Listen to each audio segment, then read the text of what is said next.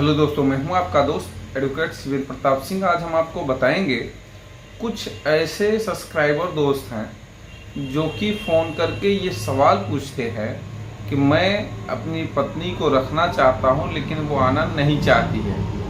देखिए, अगर कोई भी विवाद पति पत्नी के बीच में हुआ है और आप चाहते हैं वो विवाद शांत हो जाए, तो आप एक बार नहीं 10 बार कोशिश करें कि आपस में बैठ के समझौता कर लिया जाए या आपस में बैठ के विवाद को ख़त्म कर लिया जाए। देखिए, अगर विवाद को बढ़ाएंगे तो विवाद बढ़ेगा। 100% विवाद इतना बढ़ जाएगा कि आपको थाना, पुलिस, कोर्ट, कचहरी ये सब के चक्कर लगाते आपकी चप्पलें घिस जाएंगी, लेकिन आपको राहत नहीं मिलने वाली है। अब सवाल इस बात का है कि राहत क्यों नहीं मिलेगी। देखिए, राहत किसी भी दुश्मन से जीत सकते हैं आप मुकदमा। दुश्मन से मुकदमा आप जीत सकते हैं, दुश्मन से लड़ाई लड़ सकते हैं, लेकिन यहाँ कोई दुश्मन नहीं है, आपकी खुद की पत्नी है, आपका खुद का पति है। तो जब घर का ही व्यक्ति या जब सबसे खास व्यक्ति दुश्मन की तरह आप देखेंगे उसको, तो ये समझिए कि आप भी उसके लिए खास थे।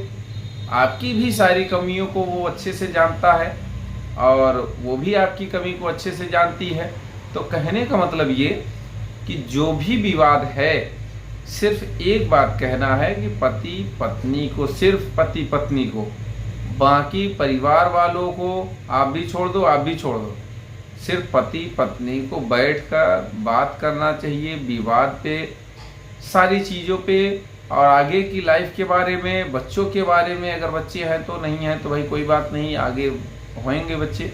लेकिन विवाद को शांत करना या विवाद को शांत करने के लिए थाना पुलिस की ज़रूरत ना पड़े, यह आप समझो कि आप पढ़े लिखे व्यक्ति हो, दिमागदार व्यक्ति हो और बहुत पढ़े लिखे हो, लेकिन एक पति पत्नी का विवाद, आपस का विवाद नहीं शांत कर पाए तो सारी पढ़ाई जितनी भी पढ़ाई है तुम्हारी सब बेकार है।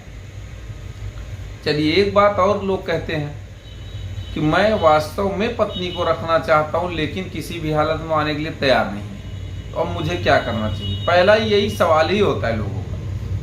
आप पत्नी को रखना चाहते हैं, आप 10 बार गए बुलाने, नहीं आ रही, कोई बात नहीं, रिश्तेदारों को भेजा, परिवार वालों को भेजा, नहीं आ रही है, किसी कीमत को आने के लिए तैयार नहीं है।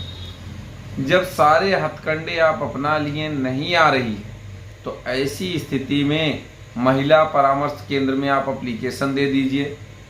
कोई बात नहीं, वहां भी नहीं आएगी तो नहीं आएगी, या आप सेक्शन 9 का केस कर दीजिए, हिंदू मैरिज एक्ट बुलाने का। अब यहाँ पे एक सवाल और पैदा हो जाता है कि मैं पहले कोई केस करूंगा तो वो भी मेरे ऊपर केस करेगी। तो भाई, या तो आप सलूशन ढूंढ लो, या तो आप सलूशन ढूंढ लो, या तो ये जब खुद जानकार हो कि मैं केस करूंगा, वो एक केस और कर देगी, कर देने दो। जब आप गलती नहीं किए हो तो आपको क्या टेंशन है, और आप केस नहीं कर रहे उस पर, आप तो भैया प्रेम से उसे बुलाने के लिए कह रहे हैं। हम मान ले रहे हैं कि वो केस कर देती है, केस कर देती है तो वो भी तो जानेगी केस का मजा।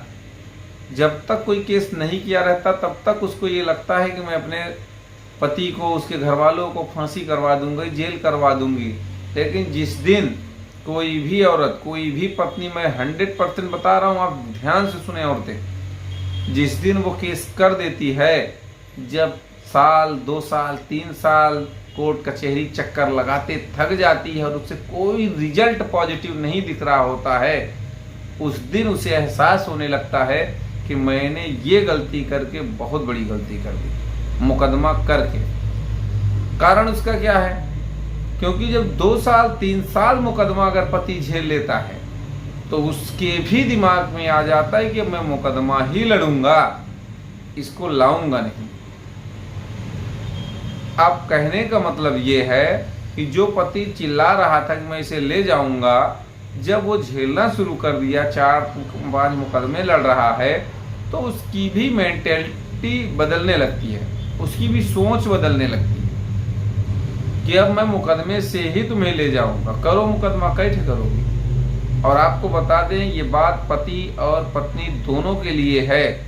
चाहे पति मुकदमा करे या पत्नी मुकदमा करे, झेलना दोनों को पड़ता है, नुकसान दोनों का है। फायदा देखिए, फायदे की बात अगर करी जाए तो कोई भी 498A का केस, कोई भी 125 का केस, कोई भी DV का केस ये सिद्ध नहीं कर पाएगा कि पति दोषी है, अपराधी है। अगर वो ले जाना चाह रहा है, भाई उसे एक मौका तो दो, ले जाने के लिए जब तैयार है।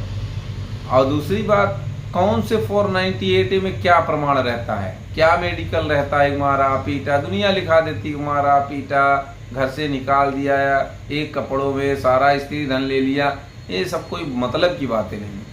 ये दुनिया जान गई है, सारे जजेस जान गए हैं, माननीय कोर्ट जान गई है कि ये वही रटी रटाई भाषा की है, वही बस लिखा देना, ये वो कर देना, कोई मतलब नहीं। तो उम्मीद करता हूँ, आशा करता हूँ आज का यह वीडियो आपको बेहद पसंद आया होगा। अगर वीडियो पसंद आए तो वीडियो को लाइक करें, शेयर करें। YouTube channel Shivendra high court को जरूर सब्सक्राइब करें। कोई सवाल शेष रह गया, स्क्रीन पर चल रहे नंबर पर फ़ोन करके जानकारी ले सकते हैं, या फिर कमेंट बॉक्स में कमेंट करके ज़रूर बताएं कि आपको यह वीडियो कैसा लगा।